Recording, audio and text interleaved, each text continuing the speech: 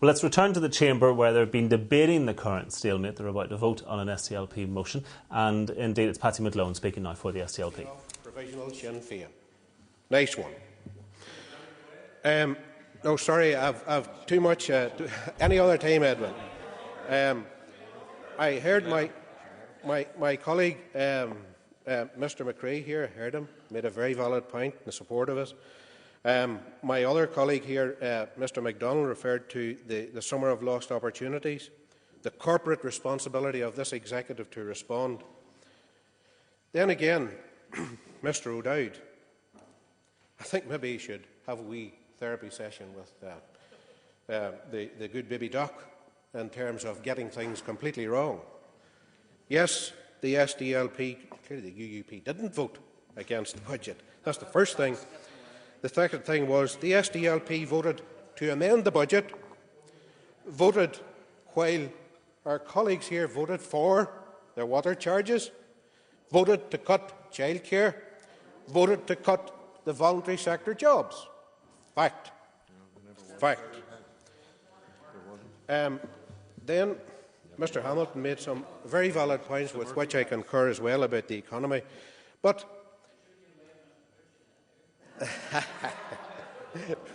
very good. Members, well, OK, I've a great point.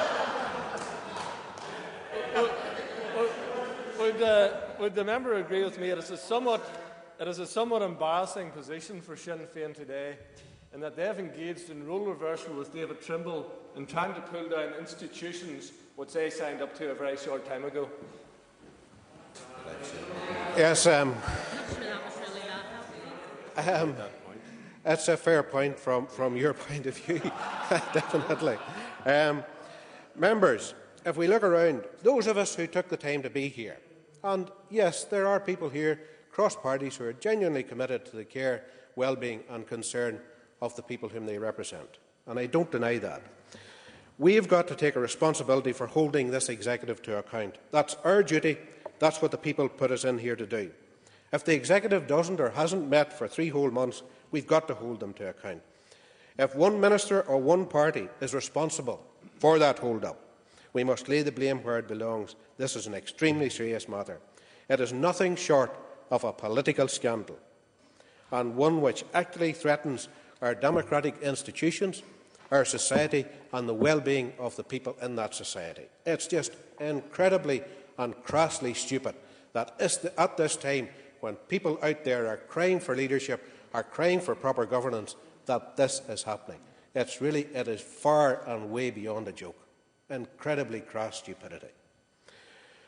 I just can't find an example of another cabinet or executive body in the democratic world which can simply shut up shop for a quarter of a year at the whim of a single party leader. Well, perhaps something similar has happened this summer in Zimbabwe, above all places.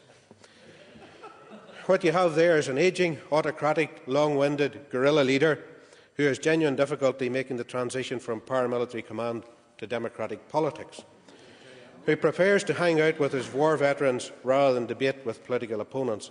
No, Robert Mugabe is a very different case. Members, do not think your duty and responsibility to hold the executive to account goes unchallenged. Look around you. Where are those responsible ministers prepared to answer the charge? Where are they today?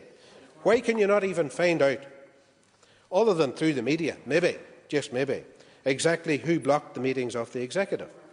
Who was making the decisions this summer, if anybody? Who's in charge, if anybody? Why was the July meeting cancelled at short notice? Why was there no emergency meeting when people were stuck in floods and when I and many others were visiting people whose homes were flooded, whose livestock was ruined and killed and drowned? This is incredible stuff. There was nobody here to give us answers. Major job creation issues, major fuel poverty issues, pensioners afraid, families without a breadwinner, housing costs. The response of the executive is to do nothing. To do nothing. Incredible. We need to put a marker down here today. If we, as elected representatives, do not use the power of holding to account. We will lose it one slice at a time. Order. Time. Okay. Time. I propose then. The question is that the motion standing on the order paper be agreed. All those in favour say aye. Aye. Contrary, if any, no. The ayes have it. The ayes have it.